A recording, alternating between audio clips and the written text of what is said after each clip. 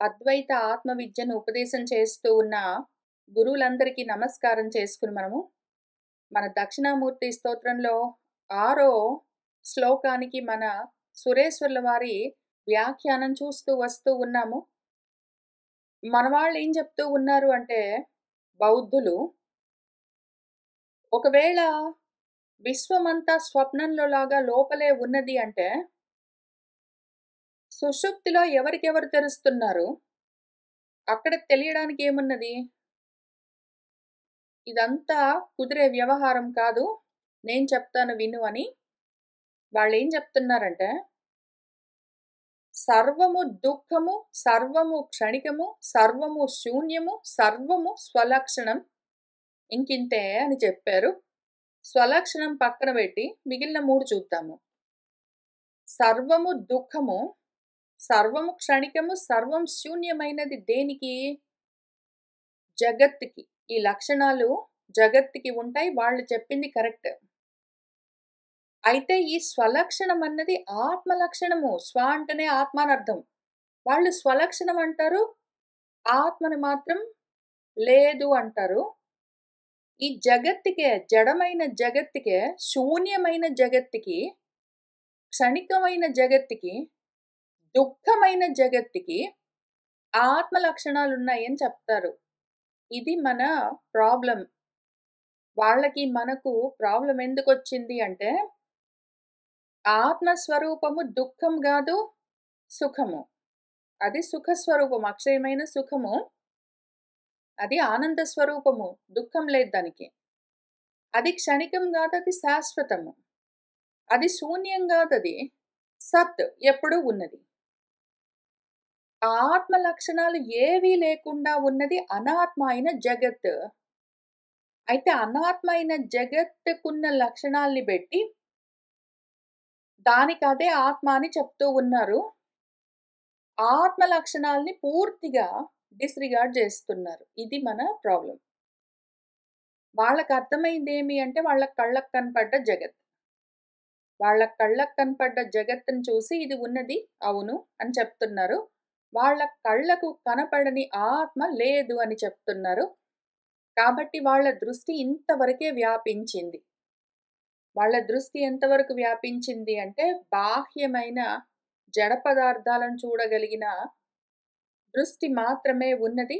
పరిచ్ఛిన్నమైన అల్పమైన దృష్టి ఉన్నది. ఏదో ఈ గదిలో గోడ ఉన్న అంత మేర, నా కళ్ళకి కనిపించినంత మేర ఇవన్నీ ఉన్నాయని చెప్తాను. గోడ అవతల ఏవున్నాయో నా కళ్ళకి బాహ్యమైన పదార్థాలు ఈ జడమైన ఇంద్రియాలకి కనపడకపోతే అవతల ఇంకేమీ లేవని అనుకున్నట్టే, ఇక్కడ వీళ్ళు కూడా బాహ్యమైన జగత్ మాత్రం కనిపిస్తున్నది. ఆంతరంగికమైన అంతటా ఉన్న ఆత్మ తెలియకుండా ఉన్నది. తెలుసుకునేందుకు కావలసిన జ్ఞానం లేదు. దాన్ని తెచ్చుకునే ఉద్దేశం లేదు. కాబట్టి తెలియనిది లేదు అని నమ్ముతున్నారు వాళ్ళు. అందుకని వాళ్ళు నాస్తికులై ఉన్నారు.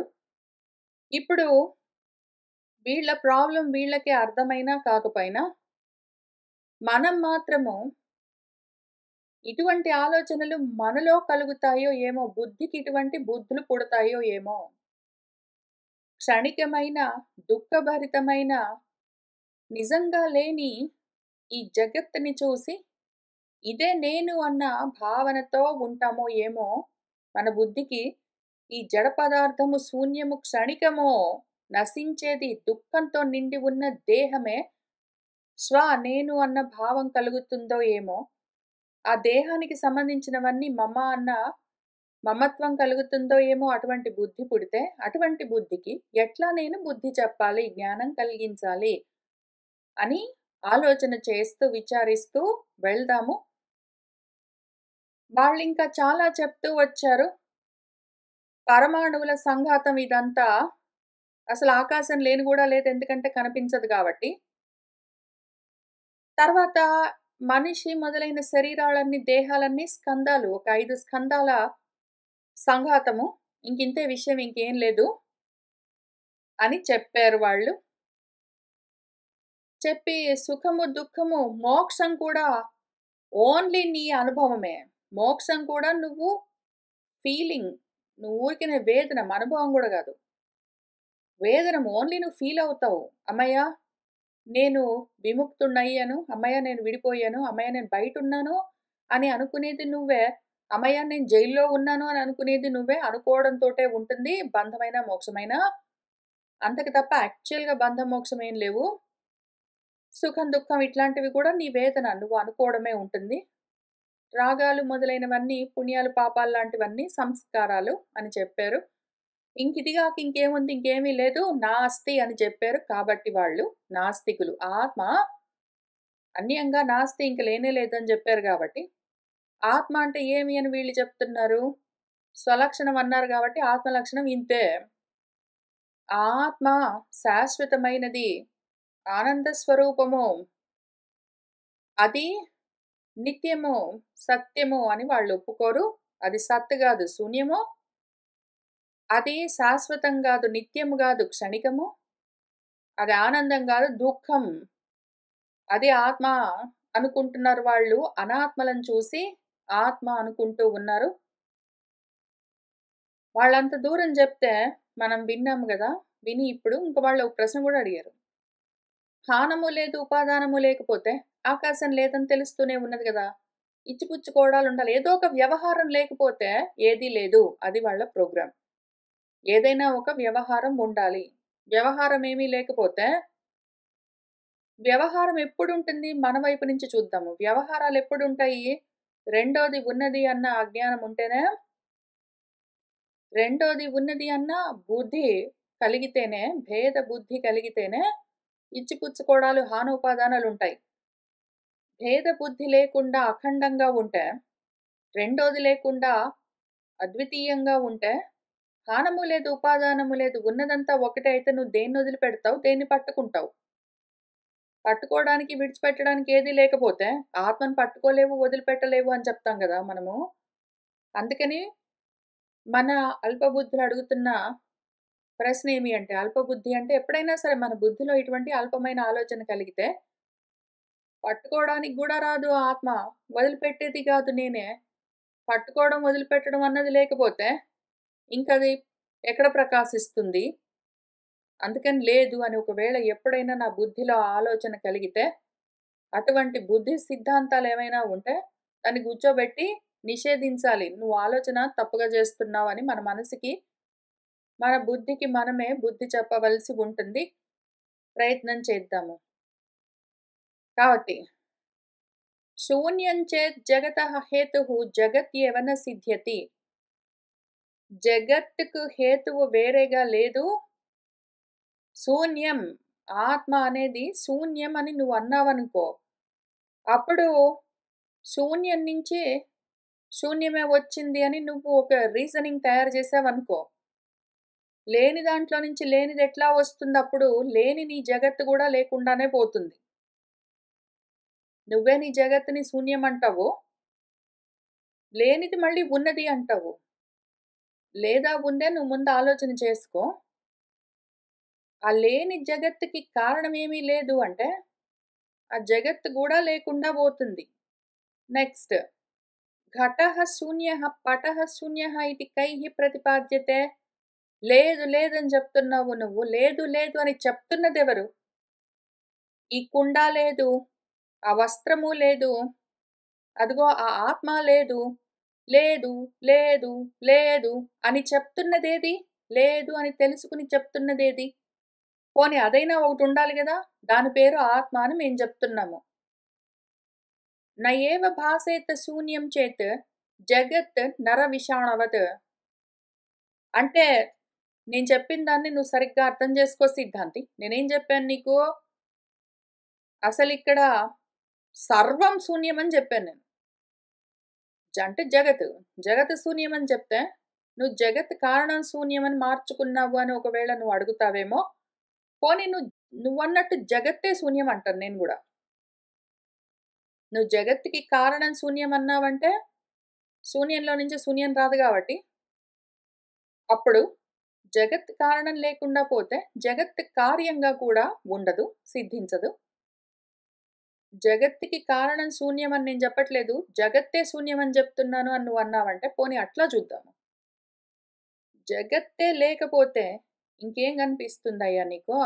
ఏదో కనిపిస్తుందంటివే. ఏం కనిపిస్తుంది? లేనిది నీకు నర విషాణవత్. ఒక మనిషికి కొమ్ములున్నాయి అంటే బయట ప్రత్యక్షంగా కనిపిస్తాయా? నీ మనసులో నువ్వే భావన చేయవలసి ఉంటుందా? ఆ భావన చేస్తున్నవాడెవడు? నేను గగన కుసుమం అంటాను. ఆకాశంలో పువ్వు అంటాను. మనిషికి ఏదో కొమ్ములొచ్చాయి అంటాను. ఇటువంటివి నేను చెప్పినప్పుడు మనిషికి కొమ్ములొచ్చాయి అన్నా గూడా, ఆకాశంలో పూలు పూసాయి అన్నా గూడా, నిజంగా బయట నువ్వు ప్రత్యక్షంగా చూపించకపోతే, నిజంగా ఉండకుండానే పోవాలి. అవి మళ్ళీ ఎక్కడ తెలుస్తున్నాయి? నేను మనిషికి కొమ్ములు అనగానే మనసులో ఒక రూపం కదిలిందా లేదా? ఆ రూపం దేనివల్ల కదులుతున్నది? ఏది చూస్తున్నది ఆ రూపాన్ని? లేని రూపాన్ని చూస్తున్నదేది? అదైతే ఉండాలి గదా! ఆ ఉన్నదేంటో ఆత్మ అని చెప్తున్నాను నేను. వస్తువర్ధి కిం ఉపాదద్యాత్ భారార్థః కిం పరిత్యజేత్ కః విదధ్యాత్ నిషిధ్యేత్ వా శూన్యత్వాత్ స్వస్య చ ఆత్మనః. దాని పనులు అదే చేసుకుంటుంది. దానికి అదే కారణం పో అంటావా నువ్వు? స్వలక్షణం అని చెప్పావా? దాన్నదే తెలుసుకుంటుంటుంది అని చెప్పావా జగత్? దాన్నదే తెలుసుకుంటూ ఉంటే, సరే మరి నువ్వన్నట్టే ఆలోచన చేసి చూద్దాము. ఒక మనిషున్నాడనుకో, వాడు ఈ వస్తువు కావాలి అని కోరుకుంటేనే గదా వాడు దాన్ని పొందేది. ఒకవేళ వాడు నాకీ వస్తువు కావాలి అని అనుకునేవాడెవడూ లేకుండా ఉంటే, అప్పుడు వాడు దేన్ని పొందుతాడు? ఒకవేళ వాడికి భారం కలిగిందనుకో, బరువనిపించిందనుకో, అబ్బా! బరువుగా ఉన్నది అని వాడా బరువుని దించుకోవాలి అంటే, బరువుగా ఉన్నది అని ఆలోచన చేసి దించుకోవాలి అని సంకల్పించేదెవడు? ఒకవేళ జగత్తే దాని పాటికది దానిష్టమొచ్చినట్టు చేసుకుంటుంది అంటే, జడ పదార్థమైన దేహము ఫర్ ఎగ్జాంపుల్ లేదా టేబులుందనుకో, టేబుల్ అబ్బా! బరువెక్కువైంది దించుకుంటాను అని ఆలోచన చేయగలదా? లేదు గదా! మనిషైతే ఇదిగో బరువెక్కువైంది నేను కింద పెడతాను అని ఆలోచన చేసుకుంటాడు. ఈ ఆలోచన చేసుకోవడం, చేస్తూ ఉన్నది ఎవరు? తెలుసుకుంటూ ఉన్నది ఎవరు? దాని గురించి ఆలోచన చెయ్యి నువ్వు. జగత్తులో ఉన్న జడ పదార్థాలన్నింటిని చూసి ఇంక అదే పో అంటావా నువ్వు? వాటన్నింటి గురించి తెలుసుకుంటున్న వాడెవడు? ఇది చేయవలసి ఉన్నది అని ఆలోచించేవాడెవడు? ఇది నిషేధము అని ఆలోచించేవాడెవడు? ఇది కావాలి అని అనుకునేవాడెవడు? ఇది వద్దు అని అనేవాడెవడు? స్థానోపాదానం లేకపోతే ఆకాశం లేదు పో అని చెప్తావా నువ్వు? పట్టుకోవడానికి, వదిలిపెట్టడానికి లేకపోతే ఆకాశం లేనట్టే, పట్టుకునేందుకు లేదు, వదిలిపెట్టేందుకు లేదు, కాబట్టి ఆత్మ లేదని నువ్వు బానే చెప్పావు గానీ, పట్టుకోవాలి, వదిలిపెట్టాలి అన్న ఆలోచనలు ఎవరికి కలుగుతున్నాయో వాడు ఆత్మ. ఆత్మని పట్టుకోక్కర్లేదు, ఆత్మని వదిలిపెట్టక్కర్లేదు. కానీ వదిలిపెట్టాలి, పట్టుకోవాలి అన్న ఆలోచన చేస్తున్నది ఆత్మ. జడ పదార్థాలు చెయ్యవు. జగత్తు చెయ్యదు ఆ ఆలోచన. స్వస్య ఆత్మనః శూన్యత్వాత్ అసలు ఆత్మే లేకుండా పోతే, ఏది ఆలోచన చేసి ఏ నిర్ణయాలు తీసుకుని ఏమి సాధిస్తుంది? జగత్ చెయ్యలేదు దాని పాటికది. అవసీదేత్ నిరాకూతం తస్మాత్ సర్వం ఇదం జగత్. ఆకూతం అంటే సంకల్పం, ఆలోచన అని అర్థం. నిరాకూతం అంటే ఏ ఆలోచన, ఏ సంకల్పము లేకుండా పోతే, ఇదం సర్వం జగత్ నువ్వు చెప్పిన ఈ జగత్తంతా గూడా లేకుండానే పోతుంది. అవసీదేత్ అవసానమైపోతుంది, శిథిలమైపోతుంది, లేకుండా పోతుంది, నశించిపోతుంది.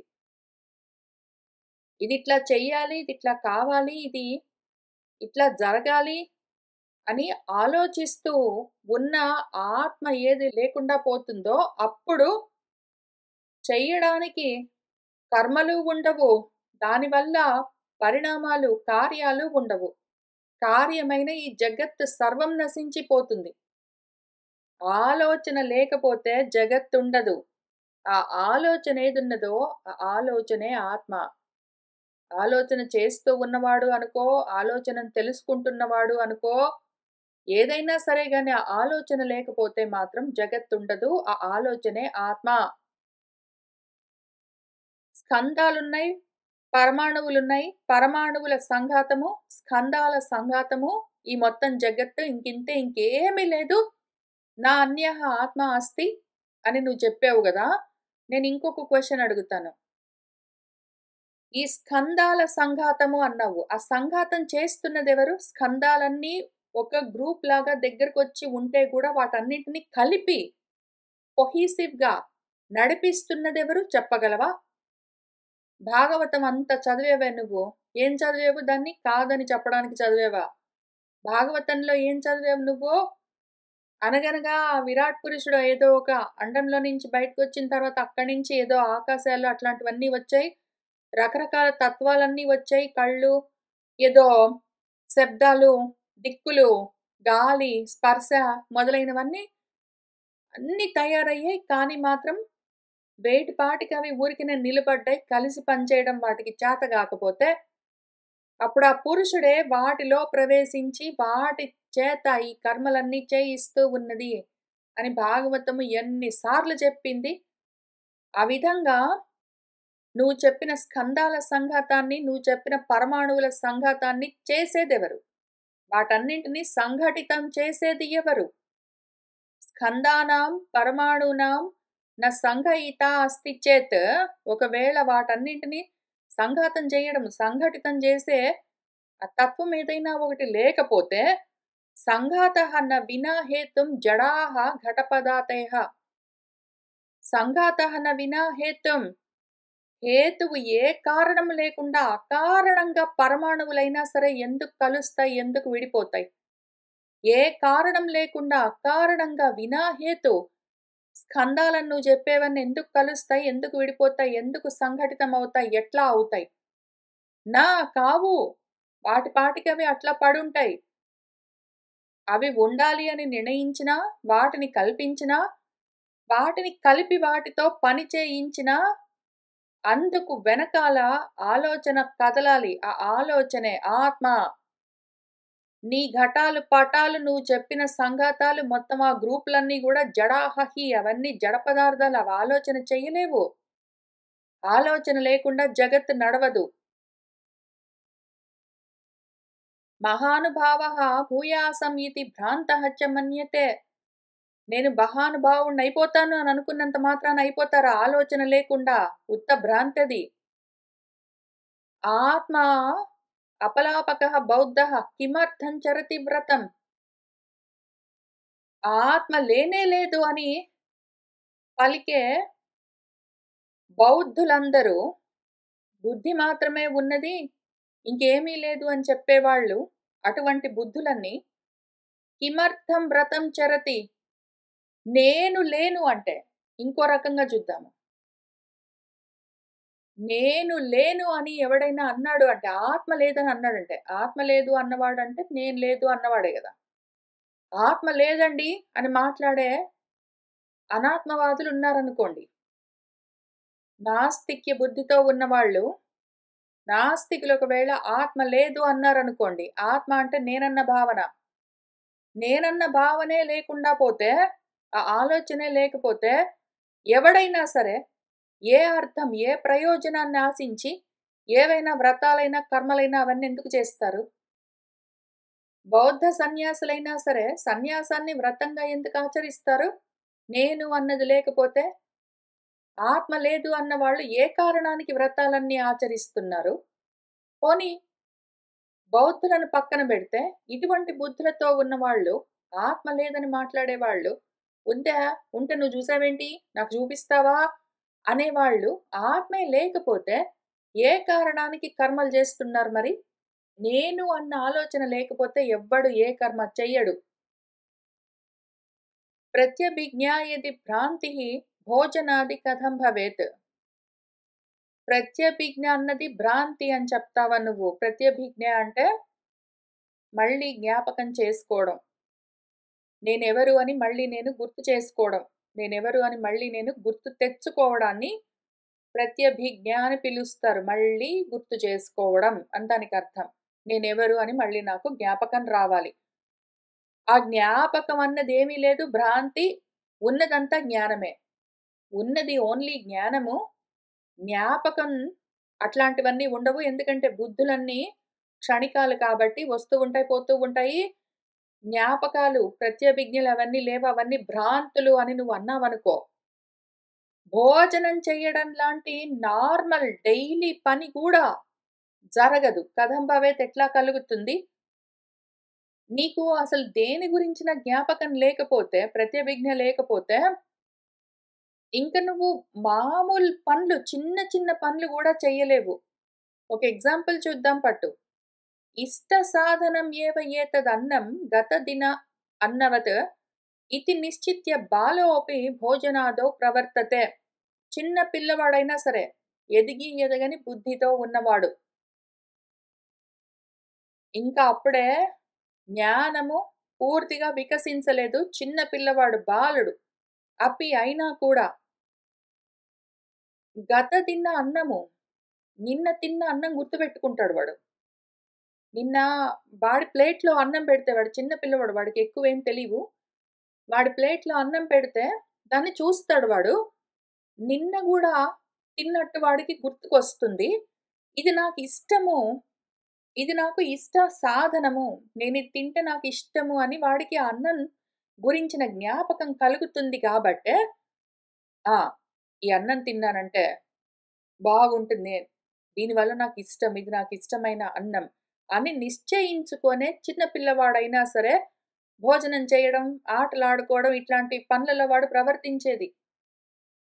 ప్రత్యభిజ్ఞ లేకపోతే, గుర్తు చేసుకోవడం, జ్ఞాపకం అన్నది లేకపోతే, ఓన్లీ జ్ఞానం ఉన్నది, జ్ఞాపకం మిగిలినవన్నీ లేవు అంటే, ఓన్లీ జ్ఞానం ఉంటే సరిపోదు.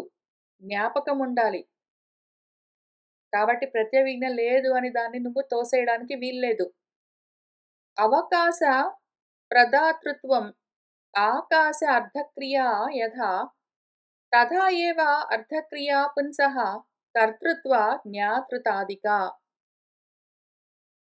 ఎట్లనైతే ఆకాశానికి ఒక అర్థం, ఒక ప్రయోజనంతో కూడిన కర్మ ఉంటుంది. ఏం చేస్తుంది ఆకాశము? అవకాశాన్ని ఇస్తూ ఉంటుంది. ఖాళీ ఇస్తుంది. దేన్నైనా ఏదైనా ఒక పదార్థం ఉండడానికి ఆకాశం అవకాశం ఇస్తుంది. ఆకాశం అంటే ఖాళీ. ఖాళీ లేకపోతే అన్నం గూడా తినలేము లోపల. ఖాళీ లేకపోతే బస్‌లో సీట్ లేకపోతే కూర్చోలేము. ఖాళీ లేకపోతే బస్ అసలు ఎక్కను గూడా ఎక్కలేము. ఇంట్లో ఖాళీ లేకపోతే కొత్త వస్తువులు తెచ్చి పెట్టుకోలేము. మనసులో ఖాళీ లేకపోతే కొత్తగా ఈ జ్ఞానమంతా లోపల పెంచలేము. ఖాళీ ఉండాలి. ఆకాశము అవకాశం ఇస్తూ ఉంటుంది. అది దాని పని. తథా ఏవ అట్లానే పుంసః ఈ పురిసేతే ఇతి అని లోపల ఉన్న ఆత్మ ఏదున్నదో పురుషుడు, దానికి కర్తృత్వము అంటే కర్మలు చేయడము, జ్ఞాతృతాదిగా జ్ఞాతృత్వం అంటే తెలుసుకుంటూ ఉండడము మొదలైనవి దాని క్రియలు.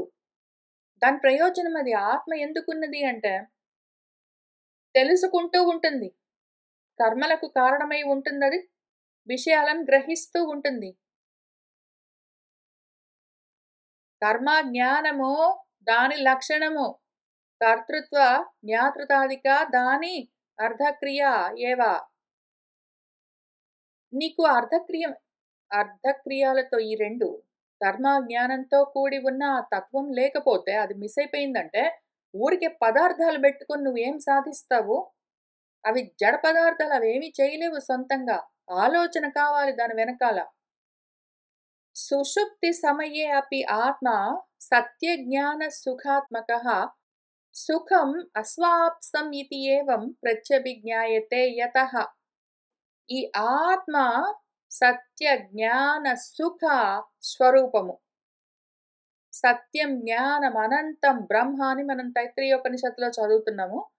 ఇక్కడ సత్యం, జ్ఞానం 2 తీసుకుని సుఖం అని మూడోది ఆనందాన్ని సుఖంగా ఇక్కడ మన సురేశ్వర్ల వారు చెప్తూ ఉన్నారు. సత్య జ్ఞాన సుఖ స్వరూపము అంటే సత్య జ్ఞాన ఆనంద స్వరూపం మన తైత్రీయం చెప్పినట్టు. అది ఆత్మ యొక్క లక్షణము. కాబట్టే సుషుప్తి సమయంలో గూడా ఆ ఆత్మ అన్నది ఉంది కాబట్టే. నువ్వు నన్నేం ప్రశ్న వేశావిక్కడ? పాపం నువ్వు అడిగిన ఫస్ట్ ప్రశ్నకి ఇంత దూరం చెప్పాల్సొచ్చింది. నేను జవాబు ఇప్పుడు చెప్తున్నాను విను. సుషుప్తవండి సిద్ధాంతి. తస్య కిం భాతి? కః తత్ర స్థాయీ చేతనః అని అడిగావు గదా! సుషుప్తిలో ఎవడికి ఏం తెలుస్తుందండి?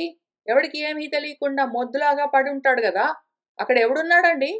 చైతన్యవంతమైన అచ్చితని నువ్వేదో చెప్తావు ఆత్మ అదెక్కడుందండి అది?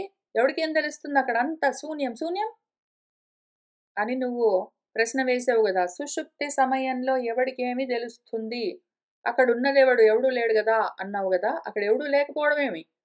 అక్కడ ఆత్మ అంటే నువ్వే ఉన్నావు. నువ్వేం చేస్తావు నిద్ర లేచిన తర్వాత? ఆహా! సుఖంగా నిద్రపోయాను అని జెప్తావు. ఎట్లా తెలిసింది నీకు?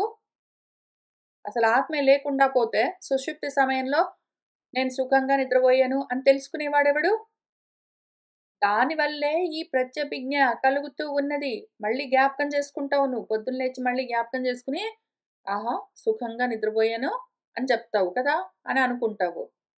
ప్రత్యభిజ్ఞ లేదు అది భ్రాంతి అంటే, ఆత్మే లేదు, నాస్తి అంటే నువ్వేమైపోతావు?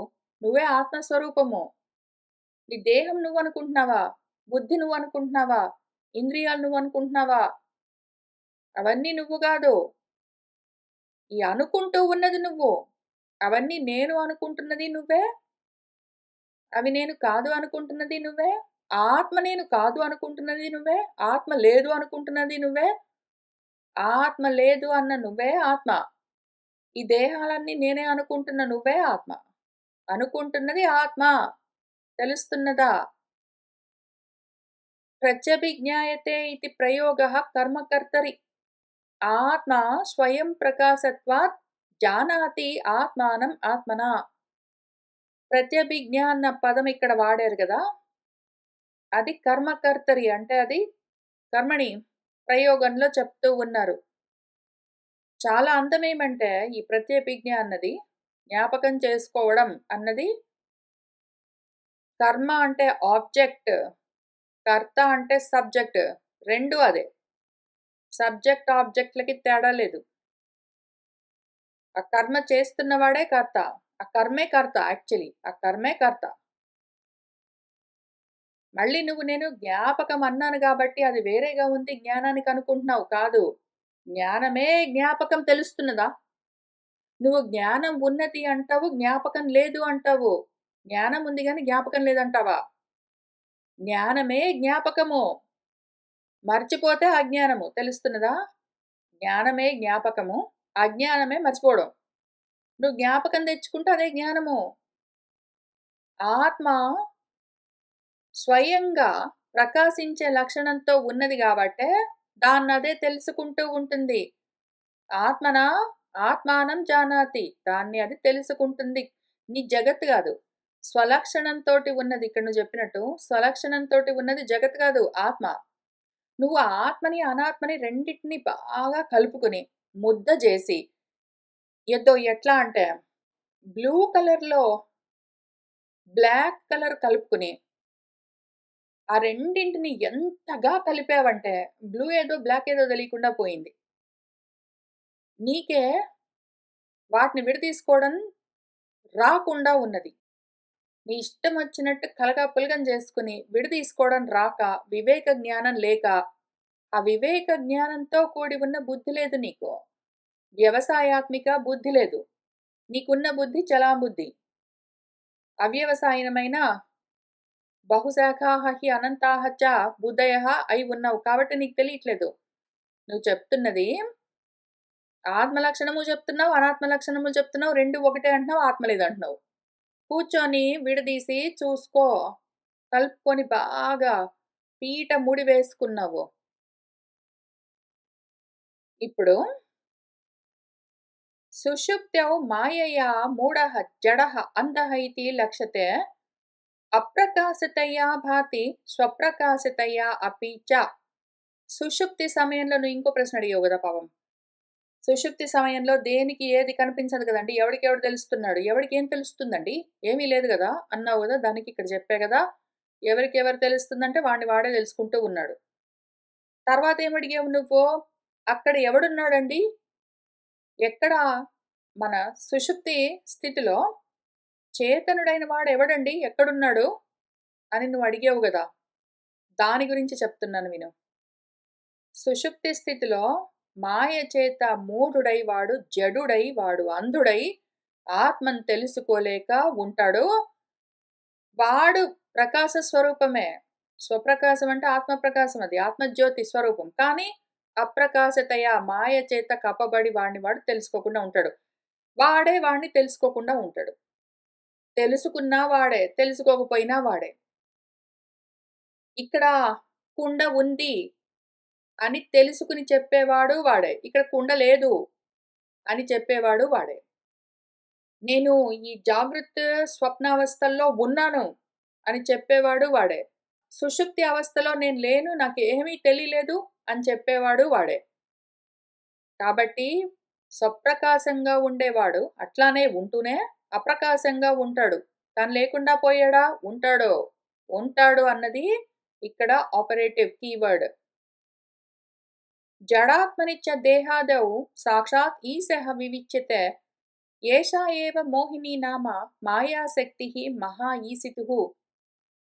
జడాత్మలైన దేహాత్మలన్నీ చూసి అవన్నీ నేనే అనుకుంటున్నదెవరు అంటే సాక్షాత్తుగా ఈశ్వరుడే. ఆ ఈశ్వరుణ్ణి ఈ దేహాదుల్లో నుంచి వివేక జ్ఞానంతో మనం విచారించి బయటికి తీయొచ్చు. ఎందుకట్లా కలగాపులగమయ్యాయి అంటే మోహింపచేసే మాయాశక్తి ఉన్నది. అది కూడా మళ్ళీ ఆ ఈశ్వర శక్తే. ఆ మహేశ్వరుడి శక్తే మాయాశక్తి. ఆ మాయాశక్తే మోహింపచేసి జగన్మోహిని అయ్యి, జగన్మోహిని మళ్ళీ వేరేగా ఉన్నదా? లేదు కదా! ఈశ్వర శక్తే. ఆ దేహాదులు నేను అన్న మోహం కలిగిస్తుంది. వివేచన చేసి చూస్తే విడదీసి తెలుసుకోవచ్చు. ఎప్పుడైతే వివేకంతో విచారించి విడదీసి చూస్తే ఆత్మానాత్మలను, అప్పుడు మోహం తొలగిపోయిందనుకో. మోహ అపోహః ప్రమాతॄణాం మోక్షః ఇతి అభిధీయతే అవస్థాత్రయ నిర్ముక్తః దోషాదిభిః అనావిలః. మోహం ఎప్పుడైతే అపోహము తొలగిపోయిందంటే ఆ ప్రమాత జ్ఞానమన్న ప్రమాణంతో తనను తాను తెలుసుకుంటూ ఉన్న వాళ్లకు ఆ మోహం తొలగిపోవడమే మోక్షం అని చెప్తారు. మోహం తొలగిపోవడము మోక్షం. ఈ విధంగా మన ఆత్మ మనకు తెలిసినప్పుడు వాడి స్థితి ఎట్లా ఉంటుంది అంటే అవస్థాత్రయ నిర్ముక్తః.